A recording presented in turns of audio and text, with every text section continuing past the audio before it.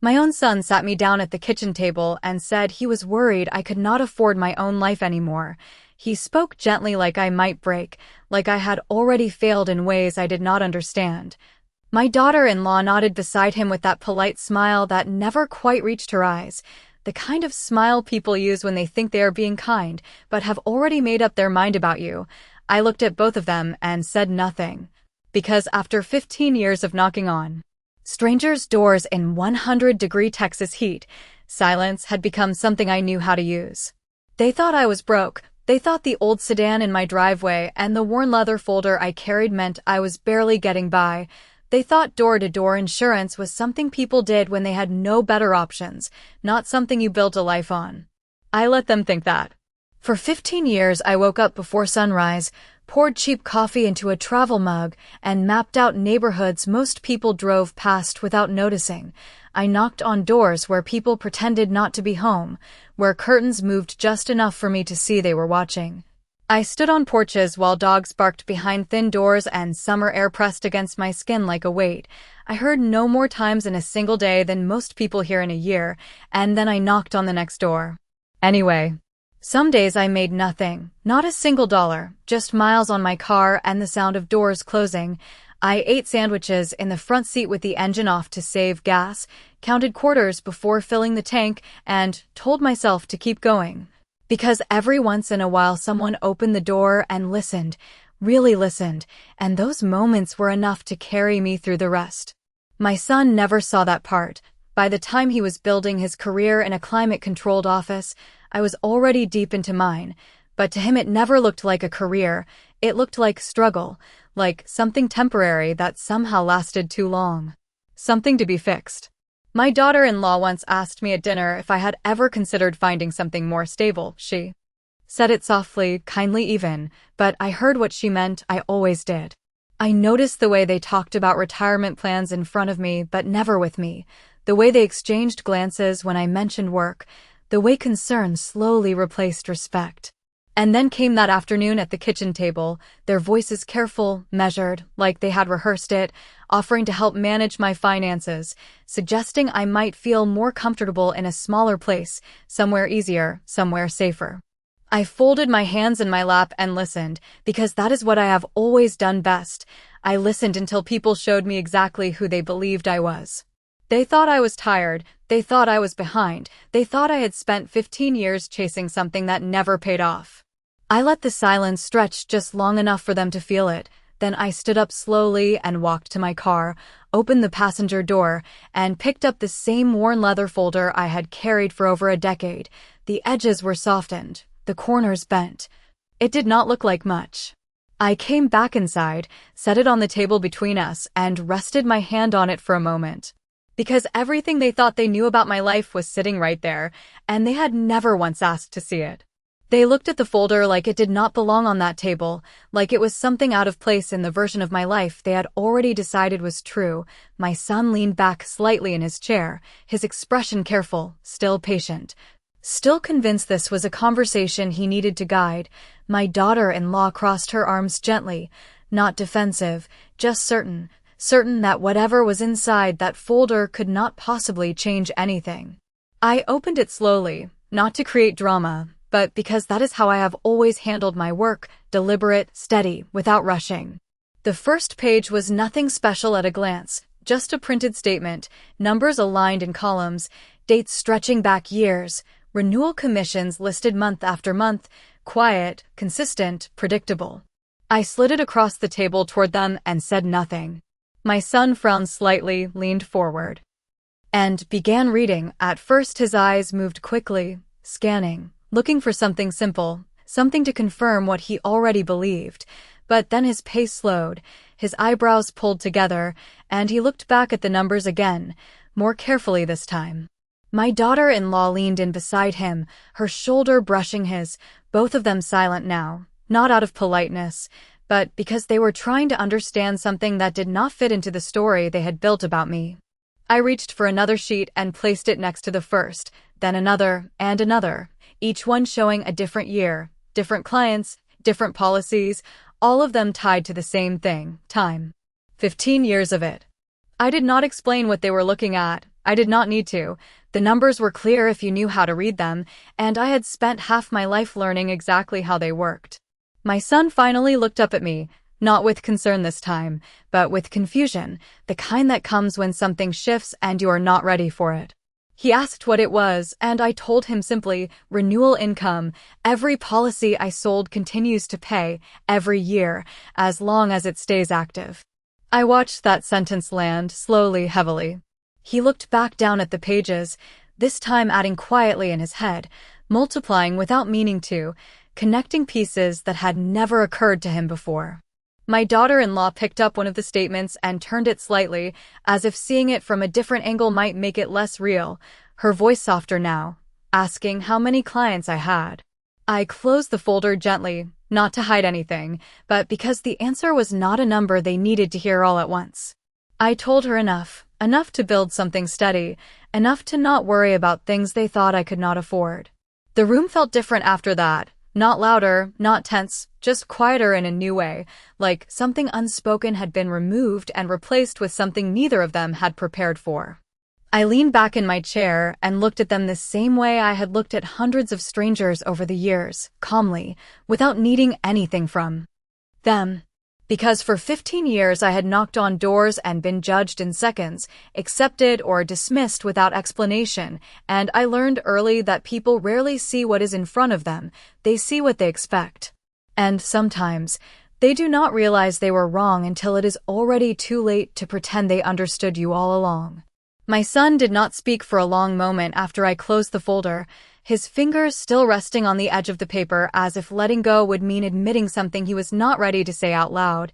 My daughter-in-law leaned back slowly, her posture changing in a way that was almost too subtle to notice, but I did, because I had spent years watching people shift when they realized they had misjudged me. The air in the room felt different now, not tense, not warm, just unsettled, like a conversation had taken a turn no one had prepared for. My son finally cleared his throat and asked how long I had been earning like that, his voice quieter, more careful, no longer guiding the conversation but trying to catch up to it. I told him it did not happen all at once, it never does. It starts small, one policy, then another, then years go by and those small things begin to stack on top of each other in ways people do not see from the outside. I could tell he was trying to calculate it, trying to match the version of me he had carried in his mind with the numbers sitting in front of him, and those two things did not line up. My daughter-in-law asked why I never said anything, why I let them think I was struggling, and I looked at her for a moment before answering, not because I needed time, but because I wanted her to hear it clearly. I said I never hid anything. I just did not feel the need to explain my life to people who had already decided what it looked like. That landed differently than the numbers did, softer, but deeper. My son looked down at the table again, his expression shifting from confusion to something closer to reflection, like he was replaying conversations we had over the years, moments where he had assumed things, filled in blanks without asking questions. I had seen that look before too, not on him, but on strangers who realized halfway through a conversation that they had underestimated the person standing in front of them. The difference was, those strangers usually did not matter to me. He did. I leaned forward slightly and rested my hands on the table, steady, the same way I had done across hundreds of kitchen counters and living room chairs while explaining policies to people who were not sure they trusted me yet. I told them that door-to-door work teaches you something most people never learn. It teaches you that rejection is not personal, it is just part of the process, and that respect is not something you demand, it is something you earn quietly over time, without needing anyone to notice. My daughter-in-law nodded slowly, not in agreement, but in understanding, a different kind of acknowledgement than before. My son exhaled and leaned back, running his hand across his face like he was trying to reset something inside his own thinking. He said he thought he was helping me, and I told him I knew that, because I did. I had never doubted his intention, only his assumption. The room stayed quiet again, but this time it was not uncomfortable, it was thoughtful, like something important had finally been placed on the table where it could not be ignored. I picked up the folder and closed it fully, not as a gesture of finality, but because I did not need it open anymore. They had seen enough. And, for the first time in a long while, They were not looking at me like I needed to be taken care of. They were looking at me like they were trying to understand who I had been all along.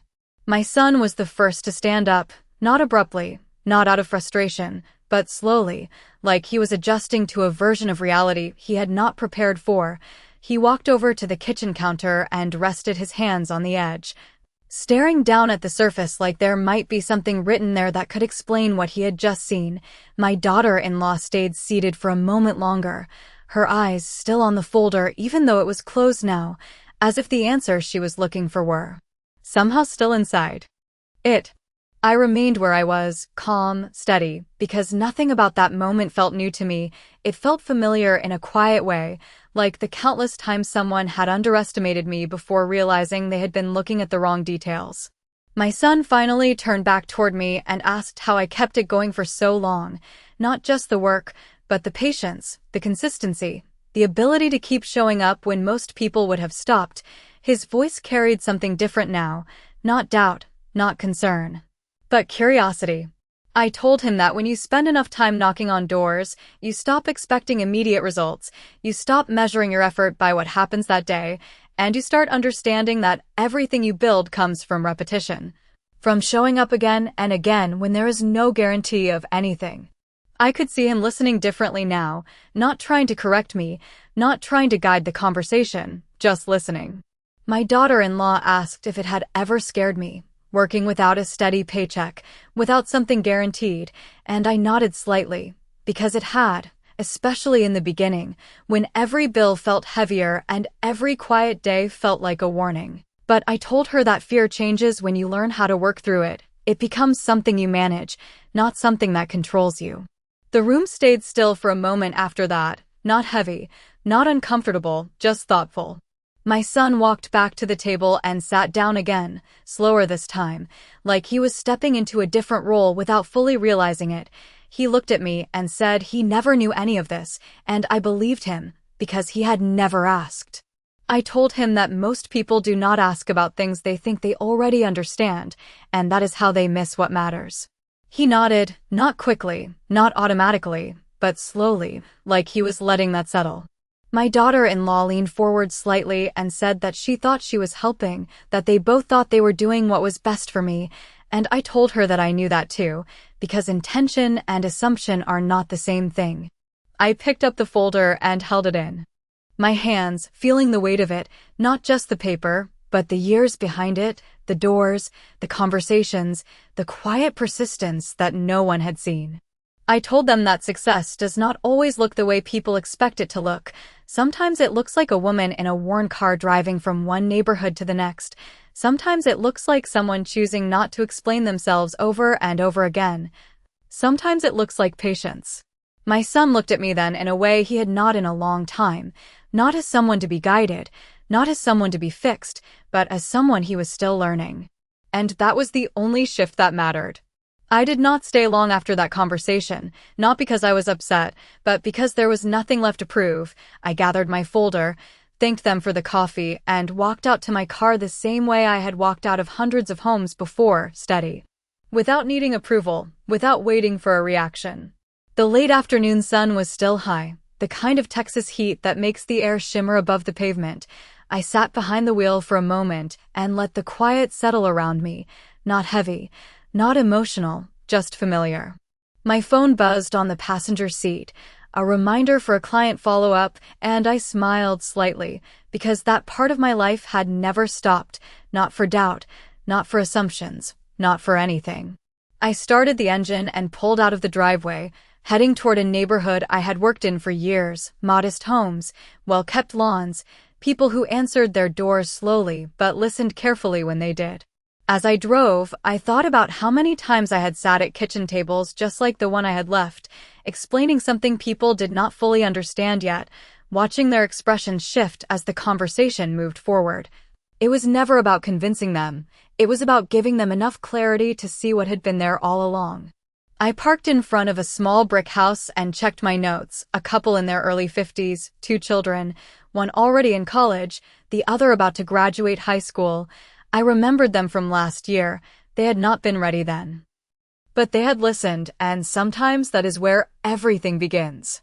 I stepped out of the car, smoothed the front of my shirt, and walked up to the door, knocking twice, firm but not rushed. A few seconds passed before it opened. The man stood there, familiar, cautious at first, then recognizing me, his expression softened slightly. He invited me in, and we sat down at their dining table, the same kind of table where lives are discussed in quiet, practical ways.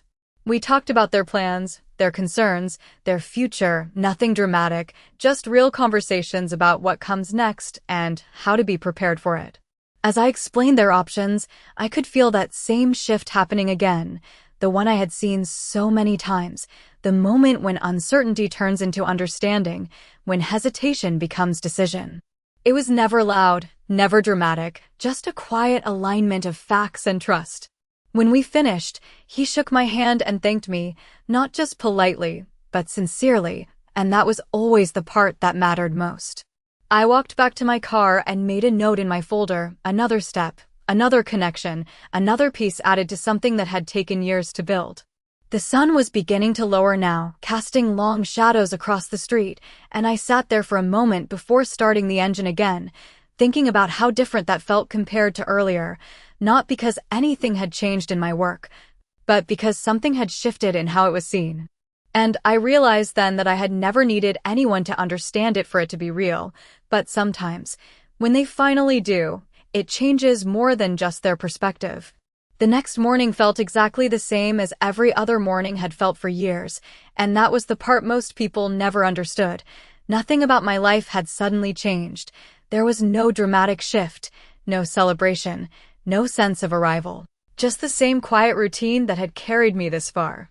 I woke up before the sun, brewed my coffee, and stood by the kitchen window for a moment, watching the street come to life slowly, a neighbor backing out of their driveway, a dog being walked across the sidewalk, small. Ordinary things that never needed attention but always deserved it. My phone lit up with a message from my son, just a few words, asking if we could talk later, not urgent, not heavy, just different, and I placed it face down on the counter without replying right away. I had learned not to rush into conversations just because someone else was ready for them. I picked up my folder, checked my schedule, and headed out the door, the air still cool before the Texas heat settled in for the day, and as I drove, I thought about how many mornings had started exactly like this, long before anyone questioned what I was doing or why. The neighborhoods I worked in had become familiar in a way that felt almost personal, not because I knew every name, but because I knew the patterns, the way people hesitated before opening a door, the way they decided within seconds whether to trust you or not. I parked on a quiet street lined with oak trees and sat for a moment, reviewing my notes, not because I needed to, but because preparation had always been part of the discipline, even after all these years. When I stepped out and knocked on the first door, it felt no different than it had 15 years ago. Same motion, same patience, same understanding that the outcome did not define the effort. A woman answered, mid-40s, cautious but polite, and I introduced myself the same way I always did, clear, steady, without pressure. She listened for a moment, then shook her head gently, said she was not interested, and closed the door. I wrote a quick note in my folder and moved on, because that is how this work has always gone. One door closes, another one waits. By the third house, someone invited me in, not because I convinced them, but because they were ready to listen, and that is something you cannot force, only recognize. We sat at their dining table, sunlight coming through the window, and talked about their situation, their plans, their concerns, all the quiet details that make up a life. As I explained their options, I could see that same shift again, the moment when information becomes clarity, when hesitation turns into understanding, and it never needed to be dramatic, it never needed to be loud. When I left their house, I felt the same quiet satisfaction I always felt, not excitement, not pride, just a sense that I had done the work the right way. As I got back into my car, my phone buzzed again, another message from my son, this time longer, more thoughtful, asking if he could come by in the evening, saying he had been thinking about everything we talked about. I looked at the message for a moment, then set the phone down and started the engine, because whatever conversation was coming next did not need to interrupt the life I had already built. It could wait, just like everything else had. By the time I pulled into my driveway that evening, the sky had already softened into that quiet orange that settles over the neighborhood at the end of a long day, the kind of light that makes everything look a little calmer than it actually is. I turned off the engine and sat there for a moment, not thinking about the numbers in my folder or the conversations I had that day, just listening to the stillness, something I had learned to appreciate over the years. My son's car was already parked in front of the house, and I noticed it right away, not because it surprised me, but because it told me he had come early, which meant whatever he wanted to say mattered to him more than he was used to admitting. I stepped out, walked up the front steps, and opened the door to find him standing in the kitchen, not sitting this time, not relaxed, just standing there with his hands resting on the counter, like he had been waiting longer than he expected. He looked up when he heard me and gave a small nod, not forced, not rehearsed, just quiet. I set my keys down and moved to the other side of the room, giving him space to start, because I knew he needed it. For a moment, neither of us spoke, not out of discomfort, but because some conversations take time to find their beginning. He finally said he had been thinking all day about the folder, about the numbers, about everything he had assumed without asking, his voice steady but slower than usual, like each word had been considered before. It was said. I listened without interrupting, the same way I had listened to clients, neighbors, strangers, because listening is not something you turn on and off, it becomes part of how you move through the world. He told me he felt like he had missed something important, not just about my work, but about me, and that was the first time I heard something close to honesty in his tone, not the kind that tries to fix things quickly, but the kind that recognizes it cannot. I nodded slightly and told him that life does not always show itself in ways that are easy to understand. Sometimes it looks quiet from the outside, and people assume quiet means small. He looked down at his hands for a moment, then back at me, and asked why I never corrected him, why I let him believe what he believed for so long. I took a breath, not because I needed to, but because I wanted him to hear it clearly, and I told him that respect cannot be built on constant explanation. It has to come from attention, from asking, from choosing to see someone fully instead of filling in the blanks. The room stayed still after that, not tense, not emotional, just real. He nodded slowly, like he was absorbing something that would take time to fully understand, and I could see that this was not a moment that would change everything overnight, but it was a moment that mattered. My daughter-in-law stepped into the room then, quieter than usual, and took a seat at the table, her posture softer, less certain, and she said she had been thinking too, that she realized how easily assumptions can feel like facts when no one challenges them. I looked at both of them and said nothing for a moment, because sometimes silence gives people the space to continue, and this time they did. My daughter-in-law spoke first, her voice quieter than I had ever heard it, not uncertain, but careful, like she was choosing each word instead of letting them come easily the way she used to. She said she realized now how much of what she believed about me had come from small observations that she never questioned. The car I drove, the way I dressed, the fact that I never talked about money, all of it had added up into a picture that felt complete to her, even though it was not. I listened without interrupting, because this was not about correcting her, it was about letting her see where those assumptions had come from. My son sat beside her, his posture no longer tense, but thoughtful, like he was still working through something that would not settle quickly. He said he had always measured success in a certain way: steady income, visible growth, clear milestones. Things you could point to and explain in a sentence, and, because my life did not look like that, he had assumed it lacked those things. I nodded slightly, because I understood that kind of thinking. It is how most people are taught to see the world: simple, visible, easy to compare.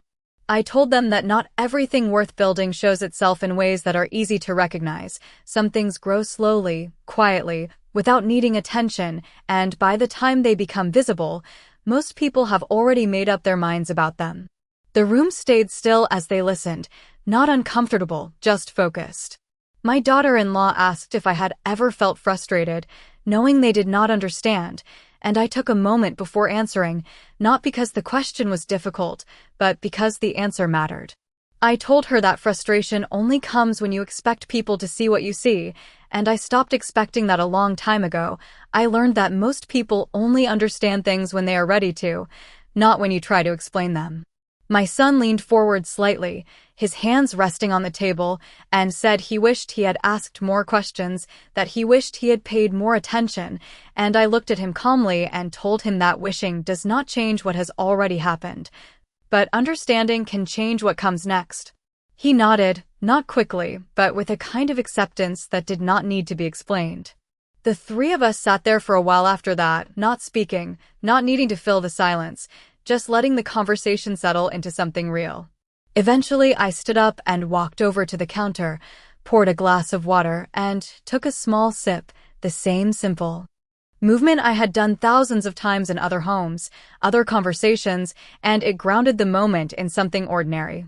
When I turned back toward them, I could see that the way they were looking at me had changed, not dramatically, not in a way that demanded attention, but in a way that felt steady, like they were no longer trying to place me into a category they already understood. And that was enough. Because respect does not arrive all at once, it builds quietly, the same way everything else that matters does. After they left that night, the house returned to its usual quiet, not empty, not heavy, just still in a way that felt familiar to me. I walked through the kitchen slowly, turning off the lights one by one, the same routine I had followed for years. Small actions that never needed attention but always marked the end of something. I placed my folder back on the shelf where it belonged, not hidden, not displayed, just where it had always been, because nothing about it needed to be proven anymore. The next morning came the same way it always did, soft light through the window, the sound of a distant car passing by, the quiet rhythm of a day beginning without urgency. I made my coffee and stood there for a moment, thinking about everything that had been said and everything that had not. My phone buzzed again, a message from my son, this time shorter, simpler, just asking if I had time later in the week to show him more about what I do, not because he needed to manage it, not because he was worried, but because he wanted to understand. I looked at the message for a moment, then set the phone down gently, not ignoring it, just letting it sit, because understanding takes time, and I had learned not to rush that process. I picked up my keys and stepped outside, the air already warming as the day moved forward, and as I got into my car, I realized that nothing about my work had changed, nothing about my routine, nothing about the way I would spend the next several hours. And that was exactly the point.